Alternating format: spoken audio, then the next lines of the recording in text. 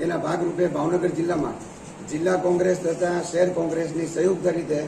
ફરિયાદ દાખલ કરવાનો આજે અમે લોકો અમારા ફરિયાદી દિલીપસિંહ જોશી પરમાર વડિયા ગામના છે શિહોરના, તેઓ ફરિયાદ દાખલ કરી રહ્યા છે અને આ બધા સામે ગુનો દાખલ કરવો BNSની કલમ 351, 52 અને 53 અન્વયે અને બધાને અહીંયા ભાવનગર બોલાવી પકડી સખ્ત નસીહત કરવામાં આવે એવી રજૂઆત કરવા માન્ય શ્રી DSP સાહેબ સમક્ષ અત્યારે અમે લોકો સંયુક્ત રીતે આવ્યા છીએ.